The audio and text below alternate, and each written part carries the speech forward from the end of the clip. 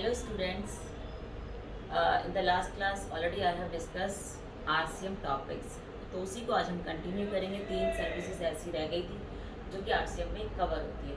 तो आज वो 3 जो सर्विसेज है उसको आज हम टेकअप करेंगे। Okay, look up the board. First है सिक्योरिटी सर्विस। अगर कोई सिक्योरिटी सर्विस किसको दी जाती है? रजिस्टर्ड पर्सन को। मतलब सिक्योरिटी मतलब सिक्योरिटी एजेंसी होती है, ठीक है। वो डिफरेंट किसको सर्विस देती है? सिक्योरिटी की जो सर्विस है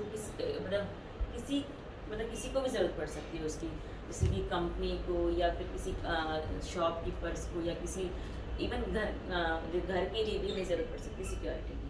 तो एक एजेंसी बनाई जाती है सिक्योरिटी एजेंसी। मतलब वहाँ पर क्या होता है, सिक्योरिटी एजेंसी वाले क्या करते हैं, सिक्योर जो एम्प्लॉयज़ को तो मतलब कि जो एम्प्लॉयज़ को अपने यहाँ पे मतलब कि एज ए सैलरी पे रखते हैं और वो क्या काम करते हैं, काम करते हैं उसे मतलब कि उसे मतलब कि उसको ट्रांसफ़र करते हैं या तो शॉपकीपर पर या फिर किसी कंपनी में किसी घर के एज ए सिक्योरिटी पर्पज़ के लिए, उनको सिक्योरिटी गार्ड कहते हैं। तो अगर कोई सिक्योरिटी एजेंसी ने सर्विस दी है सिक्योरिटी गार्ड की किसी रजिस्टर्ड पर्सन को, तो वहाँ पर RCM लग जाएगा। सिक्योरिटी सर्विस कौन देता है? सिक्योरिटी एजेंसी ने अगर सर्विस दी रजिस्टर्ड पर्सन को, जो रजिस्टर्ड पर्सन है GST के अंदर, तो वहाँ पर क्या लगेगा? RCM लाने का हमने पहले भी डिस्कस किया। एक मेजर पॉइंट क्या है कि RCM वहाँ लगता है जहाँ पर गवर्नमेंट को लगता है कि नॉर्मल चार्ज से मैं GST नहीं रिकवर कर सकता। नॉर्मल चार्ज से GST नहीं करेगा तो उसे GST तो चाहिए गवर्नमेंट को, क्योंकि ट्रांजैक्शन तो बिजनेस के लिए की जा रही है या बेनिफिशियल पर्पस के लिए की जा रही है। तो वहाँ पर RCM लगता है। RCM मतलब कि अगर सप्लायर को हम नहीं पकड़ सकते तो हम रेसिपेंट को पकड़ेंगे। रेसिपेंट क्या करेगा? GST पे करेगा गवर्नमेंट को। तो इस केस में क्या है कि अगर रजिस्टर्ड पर्सन GST के अंदर रजिस्टर्ड है तो क्या है, वो गवर्नमेंट उस चीज़ को पकड़ सकती है। एजेंसी जो रजिस्टर्ड नहीं होती है, जो नॉर्मल पर्सन होता है, उनको पकड़ पाना सॉरी उनको पकड़ पाना गवर्नमेंट के लिए आसान नहीं है और उनसे GST कलेक्ट करना वो भी गवर्नमेंट के लिए इजी नहीं है। तो वहाँ पर क्या होता है, RCM आता है। RCM के अंदर क्या होगा, जो रजिस्टर्ड पर्सन है वही GST कलेक्ट करेगा। कलेक्ट क्या, खुद से ही मतलब कि वो पे करेगा गवर्नमेंट को, ठीक है। इसमें कुछ एक्सेप्शंस भी दी गई हैं जैसे कि अगर कोई RCM की सर्विस गवर्नमेंट मतलब गवर्नमेंट या स्टेट हो, सेंटर और लोकल अथॉरिटी, किसी भी टाइप की गवर्नमेंट अगर उसको दी जाती है तो वहाँ पर GST नहीं लगेगा। जहाँ तक अगर हम बेसिकली देखें तो गवर्नमेंट को GST से बाहर रखा गया है। सेकेंड थिंग है कि अगर किसी गवर्नमेंट एजेंसी ने रजिस्ट्रेशन तो लिया है GST के अंदर, लेकिन only for the TDS purpose के लिए लिया है, कि सप्लाई के लिए नहीं लिया है, कि सप्लाई ऑफ गुड्स या सर्विसेज नहीं करनी है उसे किसी पार्टी के साथ, सिर्फ उसने GST में रजिस्ट्रेशन लिया इनकम टैक्स के लिए, तो उसको भी क्या किया गया है, उसको भी मतलब यहाँ से आउट किया गया, एग्जम्पशन से बाहर, एग्जम्पशन में रखा गया कि उस पर RCM अप्लीकेबल नहीं होगा। और एक थर्ड पर्सन है जो एग्जम्पशन में रखा गया वो है अगर किसी पर्सन ने कंपोजिट स्कीम में रजिस्ट्रेशन ले रखा है तो वो भी क्या होगा कि वो भी यहाँ पर कवर नहीं होगा, वहाँ पर भी RCM नहीं लगेगा। कंपोजिशन स्कीम क्यों लेते हैं? अगर किसी बंदे की टर्नओवर 1.5 करोड़ से कम है और वो कहता है कि मैं कंप्लाइंस पूरी नहीं कर पाऊंगा, जो नॉर्मल चार्ज की कंप्लाइंसेस है, तो वहाँ पर क्या करता है कि वो कंपोजिशन स्कीम ले लेता है कि मैं तो मोटा मोटा हिसाब रखूंगा कि अपने टर्नओवर 1 या 6% जो भी रेट लगता है वो पे करूँगा गवर्नमेंट को, दैट्स इट। ना कोई इनपुट लूँगा ना कोई मतलब ये आउटपुट को इनपुट से एडजस्ट करूँगा। मैं सिर्फ कंप्लाइंस ज़्यादा फॉलो नहीं कर सकता क्योंकि मैं छोटा स्मॉल बिजनेसमैन हूँ। मैं अपने बिजनेस की ग्रोथ पे ध्यान दूंगा या फिर मैं क्या करूँगा कि अपने मतलब कि GST की कंप्लाइंसेस को मतलब कि फॉलो करूँगा। तो वहाँ पर भी क्या होता है कि जो इस बंदे ने जिस पर्सन ने कंपोजिशन स्कीम अडॉप्ट कर रखी है वहाँ पर भी क्या होता है, वहाँ पर भी RCM नहीं लगेगा, वहाँ पर भी नॉर्मल चार्ज लगेगा। अगर नॉर्मली हम देखें, बेसिकली अगर मोटा मोटा देखें कि अगर कोई अनरजिस्टर्ड पर्सन रजिस्टर्ड पर्सन को सर्विस गार्ड सिक्योरिटी गार्ड की सर्विस देता है तो रजिस्टर्ड पर्सन देगा RCM के अंदर सर्विस टैक्स GST गवर्नमेंट को, ओके। सेकेंड है अगर दोनों ही अनरजिस्टर्ड हैं, सप्लायर भी रेसिपेंट भी, तो दोनों को पकड़ पाना मुश्किल है, तो वहाँ पर नॉर्मल चार्ज है। सप्लायर ने दे दिया तो ठीक, नहीं तो नहीं, वहाँ पर नॉर्मल चार्ज देगा। अगर रजिस्टर्ड पर्सन सिक्योरिटी गार्ड की सर्विस देता है अनरजिस्टर्ड पर्सन को, तो वहाँ पर तो बेसिकली हम सप्लायर को पकड़ सकते हैं, सप्लायर रजिस्टर्ड GST के अंदर तो वो टैक्स पे कर सकता है। तो वहाँ पर क्या होता है कि वहाँ पर नॉर्मल चार्ज लगेगा। जो सप्लायर है जिसने सप्लाई कर सर्विस दी है सिक्योरिटी गार्ड की, वही लायबल है GST पे करने के लिए गवर्नमेंट को। तो सिक्योरिटी गार्ड की सर्विसेज में RCM कब लगेगा? जब सर्विस दी जाती है रजिस्टर्ड पर्सन को दी जाती है तो आरसीएम लगेगा, अदरवाइज आरसीएम नहीं लगेगा। 3 एक्सेप्शन भी है कि भैया गवर्नमेंट को दिया है तो नहीं लगेगा, गवर्नमेंट ने अगर इनकम टैक्स के लिए लिया है तो नहीं लगेगा। थर्ड है कि अगर उसने कंपोजिशन स्कीम में रजिस्ट्रेशन कर रखा है तो भी नहीं लगेगा। 3 चीज़ें एक्सेप्शंस में आती है, वहाँ पर आरसीएम नहीं लगेगा। तो नेक्स्ट सर्विस जो आरसीएम के लिए एप्लीकेबल है वो है renting of any motor vehicles को। अगर मतलब किसी पर्सन ने जो कि अदर देन है बॉडी कॉर्पोरेट, अगर कोई person other than body corporate उसने रेंटिंग मतलब मोटर व्हीकल की सर्विसेज की रेंटिंग पर्पस के लिए दी है बॉडी कॉर्पोरेट को, मतलब कि जो मोटर व्हीकल जो पैसेंजर के लिए कैरी ऑन की जाती है, ठीक है। तो कोई भी person other than body corporate अगर सर्विस देता है मतलब मोटर व्हीकल को रेंट पे देता है बॉडी कॉर्पोरेट को, तो वहाँ पर लगेगा आरसीएम। वहाँ पर जो बॉडी कॉर्पोरेट है वो जीएसटी पे करेगी गवर्नमेंट को। लेकिन अगर सप्लायर बॉडी कॉर्पोरेट है तो वहाँ पर क्या होगा, आरसीएम नहीं लगेगा, नॉर्मल चार्ज लगेगा। रेसिपिएंट भी अगर बॉडी कॉर्पोरेट नहीं है तो वहाँ भी नॉर्मल चार्ज लगेगा, ठीक है। कंडीशंस क्या है कि जिसको हमने सर्विस दी है मोटर व्हीकल को अगर रेंट पे जिसको दिया है वो क्या है, बॉडी कॉर्पोरेट होना चाहिए। अगर वो बॉडी कॉर्पोरेट नहीं है तो वहाँ पर आरसीएम नहीं लगेगा, नॉर्मल चार्ज लगेगा। ओके, तो यही चीज़ लिखा है। इसमें और एक चीज़ इंपॉर्टेंट है, टैक्स लायबिलिटी। अगर मोटर व्हीकल को हमने रेंट भी दिया है तो 2 टैक्स लायबिलिटीज है, एक तो 12%, एक 5%। समझ में आ रहा है, जहाँ पे टैक्स रेट ज़्यादा होगा तो वहाँ बेनिफिट मिलना जरूरी है आईटीसी का, जहाँ पे टैक्स रेट कम है वहाँ आईटीसी का इनपुट नहीं मिलेगा। टैक्स रेट कम मतलब अगर 5% पे टैक्स पे किया जा रहा है गवर्नमेंट को तो वहाँ पर आईटीसी नहीं मिलेगा, सब्जेक्ट टू 1 कंडीशन। अगर वो सेम सर्विसेज सप्लाई कर रहा है, अगर उसने रेंटिंग की सर्विस ली है मोटर व्हीकल की और मोटर व्हीकल को फिर फर्दर वो रेंट पे दे रहा आगे, तो सेम सर्विस होगी। मतलब सर्विस ली और सर्विस सप्लाई करी, अगर उसका काम ही यही है सेम सर्विस का तो वहाँ पर उसे आईटीसी मिल सकता है। अदरवाइज अगर उसे जीएसटी 5% पे किया है तो उसे किसी भी केस में आईटीसी नहीं मिलेगा। हाँ, अगर वो 12% पे टैक्स पे करता है, नॉर्मल चार्ज में 12% पे होता है, 6% सीजीएसटी, 6% एसजीएसटी, वहाँ पर उसे आईटीसी मिलेगा। वो अपने आईटीसी को एडजस्ट कर सकता है अपनी आउटपुट लायबिलिटी से। ओके, तो ये सेकंड वो थी मोटर व्हीकल को अगर रेंट पे देते हैं तो आरसीएम कब लगे। ध्यान रखना, रेसिपिएंट अगर बॉडी कॉर्पोरेट है तो आरसीएम लग जाए। ओके, अब नेक्स्ट जो सर्विस आती है वो आती है कि अगर कोई लेंडर मतलब अपनी डीमैट अकाउंट से कोई सिक्योरिटीज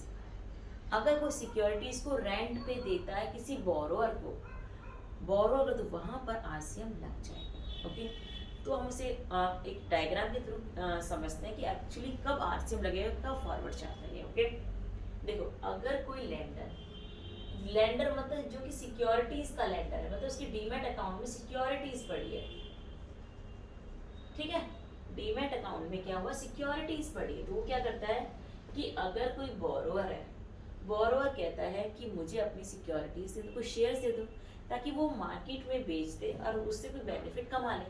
मतलब सिक्योर जो शेयर्स है उसका जो ऑनरशिप है वो लेंडर के पास है, उसने सिर्फ क्या किया, रेंट पे दिया है बोरोअर को, और बोरोअर ने क्या किया, उसे मार्केट में सेल आउट कर दिया सपोज करो 500 रुपए में, और उसने फिर अगर आज तो उसने 500 रुपए में बेच दिया, नेक्स्ट टाइम जब 2-3 महीने 3-4 महीने के बाद देखा उसका प्राइस क्या डाउन हो गया, तब उसने उसे परचेज कर लिया। डाउन मतलब अगर 300 अमाउंट पे उसने उसे परचेज कर लिया तो उसका बेनिफिट कितना, 500 में बेचा, 300 में अगेन खरीद लिया, तो 200 रुपए का उसका क्या हो गया, बेनिफिट हो गया। लेकिन बेनिफिट 200 का नहीं हुआ, उसमें कुछ उसे रेंट भी देना है। किसको रेंट देना है, लेंडर हो जिसका डीमैट अकाउंट, जिसके उसके शेयर्स थे, उसको एक तो शेयर्स वापस करना है, ऊपर से उसको रेंट भी तो देना है, रेंट पे उसने शेयर्स दिए थे, तो 200 में से लगा लो उसका रेंट है 100 रुपए, इसने एज ए रेंट इसको कितना दिया, 100 रुपए, तो 100 रुपए पे आरसीएम लग जाएगा। और उसने जो मार्केट में बेचा, हमें पता है कि जो सिक्योरिटी की सेल परचेज जो भी होती है वो जीएसटी में कवर नहीं होती, ना वो गुड्स से ना वो सर्विसेज है, दोनों से उसे आउट रखा गया है। तो सिक्योरिटीज को cell purchase is not cover under the GST. Okay, तो यानी कि जो उसने रेंट दिया वो कवर हो जाएगा आरसीएम के अंदर और उस पर क्या लगेगा, आरसीएम लग जाएगा। एक और इसका मतलब कि एक और वे है, यहाँ तो था लैंडर ने डायरेक्ट लिया बोरोवर्स, लैंडर ने डायरेक्ट दिया बोरोवर को, बोरोवर ने डायरेक्ट दिया लैंडर को रेंट। एक होता है स्टॉक ब्रोकरेज, नॉर्मली जो काम होते हैं सिक्योरिटीज में वो ब्रोकरेज के थ्रू होते हैं। तो वहां पर क्या होता है, वहां पर ट्रायंगल बनता है, लैंडर देता है सिक्योरिटीज ब्रोकरेज को, ब्रोकरेज देता है बोरोवर को, बोरोवर ब्रोकरेज को देता है कमीशन, और बोरोवर फिर वो लैंडर को देता है एज अ रेंट। तो ब्रोकरेज अगर इसमें कमीशन की ट्रांजेक्शन है तो उसमें क्या लग जाएगा, फॉरवर्ड चार्ज लग जाएगा, मतलब नॉर्मल चार्ज लग जाएगा कमीशन पर। तो स्टॉक ब्रोकरेज ही कमीशन पे क्या देगा, जीएसटी पे करेगा गवर्नमेंट को, लेकिन जो इसको रेंट मिला उसके बदले यहाँ पर अगेन आरसीएम जाएगा। अगर सिक्योरिटीज को एज ए रेंट दिया जाता है तो वहाँ पर क्या लगेगा, आरसीएम लग जाएगा। ओके, तो ये 3 सर्विसेज जो हमारे आरसीएम में और कवर होती है, जो हमने लास्ट 2 क्लासेस में आरसीएम कवर किया है। आज आरसीएम हमारा खत्म हो गया। ऑनली आईपीसीसी में 16 सर्विसेज आरसीएम के अंदर आती जो हमने कंप्लीट कर लिया। ठीक है, अब हम करते हैं आईजीएसटी। आईजीएसटी में देखा जाए तो जो अभी तक हमने आरसीएम में सर्विसेज कवर किए हैं वो सारी ही कवर होती है किसके अंदर, आईजीएसटी एक्ट के अंदर। लेकिन एक और सर्विसेज है जो एक्स्ट्रा कवर होती है आईजीएसटी के अंदर, उसे कहते हैं इंपोर्ट की सर्विस।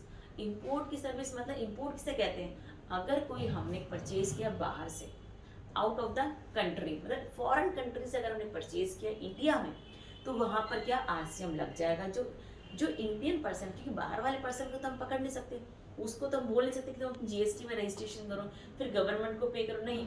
जो इंडिया में है, जो क्योंकि जीएसटी इंडिया में अप्लीकेबल है, तो इंडिया में जो पर्सन है जिसने परचेज किया है वही क्या करेगा, जीएसटी पे करेगा गवर्नमेंट को। तो यहाँ पर भी आरसीएम लग जाएगा। और इम्पोर्ट मतलब under the cover of IGST. तो आईजीएसटी में वो 16 सर्विसेज तो हैं जो हमने नॉर्मल सीजीएसटी एक्ट में पढ़ी, लेकिन एक एक्स्ट्रा सर्विस है इंपोर्ट की सर्विसेज जो भी आईजीएसटी के अंदर आती है। तो यहाँ तक अभी तक हमने क्या किया, आरसीएम अपना कंप्लीट कर लिया। जो चार्जिंग सेक्शन 9 सबसेक्शन 3 में बताया गया था कि अगर आरसीएम है तो वहाँ पर क्या होगा कि सप्लायर सर्विस टैक्स पे ना करके कौन पे करता है, रेसिपिएंट। ओके, अब है नेक्स्ट है चार्जिंग सेक्शन का नेक्स्ट सबसेक्शन है 4। तो चार्जिंग सेक्शन का 9 सबसेक्शन 4 वो कहता है कि अगर कोई अनरजिस्टर्ड सर्विस देता है रजिस्टर्ड पर्सन को, तो सिंपल सी बात है, अनरजिस्टर्ड को तो पकड़ नहीं पाएगी गवर्नमेंट, रजिस्टर्ड पर्सन को ही पकड़ पाएगी, तो वहां पर क्या लगेगा, वहां पर भी आरसीएम लग जाएगा। लेकिन अभी तक जो सर्विसेज है जो अनरजिस्टर्ड से रजिस्टर्ड में हो सॉरी, वो सिर्फ एक ही सर्विस है, कंस्ट्रक्शन की सर्विसेज। अगर अनरजिस्टर्ड पर्सन रजिस्टर्ड पर्सन को कंस्ट्रक्शन के रिगार्डिंग कोई सर्विसेज देता है, कोई गुड सप्लाई करता है, तो वहां पर लगता है आरसीएम। मतलब कि अगर फर्स्ट है, अगर कोई सीमेंट है या कोई कैपिटल गुड्स है रिगार्डिंग द कंस्ट्रक्शन फैसिलिटीज, अगर कंस्ट्रक्शन के रिगार्डिंग कोई सीमेंट सप्लाई किया है, क्या कैपिटल गुड्स है, कंक्रीट हो गई, सीमेंट्स हो गया, और काफ़ी चीज़ें होती हैं जो कि रिगार्डिंग फॉर द कंस्ट्रक्शन, तो वहाँ पर क्या लगता है कि अगर अनरजिस्टर्ड पर्सन ने रजिस्टर्ड पर्सन को दिया तो वहाँ पर क्या लग जाएगा, आरसीएम लग जाएगा।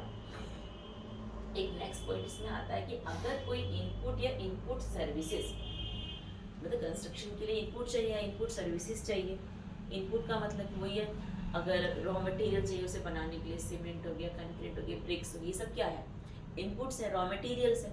इनपुट सर्विसेज मतलब किसी कॉन्ट्रैक्ट से अगर डीलिंग कर रखी है, वो मतलब कि सर्विसेज देता है, ये सब चीज़ें। तो अगर वो इनपुट या इनपुट सर्विसेज अगर हमने परचेज करी रजिस्टर्ड पर्सन से, रजिस्टर्ड पर्सन से परचेज करी है, तो वैसे तो कोई दिक्कत नहीं है, रजिस्टर्ड पर्सन से अगर परचेज भी कर ली है तो वहाँ पर रजिस्टर्ड पर्सन लायबल पे करने के लिए, क्योंकि उसने सप्लाई करी है हमको। लेकिन अगर हम कहते हैं कि अगर रजिस्टर्ड पर्सन से 80% करी है, अनरजिस्टर्ड पर्सन से 20% करिए, तो 80% रजिस्टर्ड पर्सन से करिए तो वहाँ पे नॉर्मल चार्ज लग जाए, रजिस्टर्ड पर्सन ही लायबल है पे करने के लिए जीएसटी गवर्नमेंट को। लेकिन अगर हमने अनरजिस्टर्ड पर्सन से करी है, 20% तक करी है, मतलब 100% में से 80% रजिस्टर्ड पर्सन से, 20% अनरजिस्टर्ड पर्सन से, तो उस केस में जो अनरजिस्टर्ड पर्सन से परचेज के 20% तक, अप टू द 20%, वहाँ पर कोई जीएसटी नहीं लगेगा। लेकिन अगर ये रेशियो इंक्रीज हो जाती है 20 से 25 हो जाता है या 30% हो जाता है तो 20% तो से कोई जीएसटी लगेगा, लेकिन उसके अगर अपर में जैसे कि 30 है तो 10% पे क्या लगेगा जीएसटी लगेगा, उस पे रिवर्स चार्ज रहेगा। 25% है तो 5% पे रिवर्स चार्ज रहेगा। ठीक है, ये था सेक्शन 9 सब सेक्शन 4 जो बात करता है अनरजिस्टर्ड से रजिस्टर्ड, तो ओनली अभी एप्लीकेबल है कंस्ट्रक्शन सर्विसेज में। तो आज हमने जो टॉपिक करे एक रिवर्स चार्ज की जो पेंडिंग सर्विसेज थी वो डिस्कशन करा, एक नया सबसेक्शन करा 9 सबसेक्शन 4। तो आई होप, मुझे लगता है आपको आज का जो वीडियो पसंद आया होगा। ठीक है, नेक्स्ट क्लास में हम लेकर आते हैं कंपोजिशन स्कीम को। Okay, hopefully bye bye, good bye bye, और please do the like and subscribe my channel को मोर एंड मोर। ओके।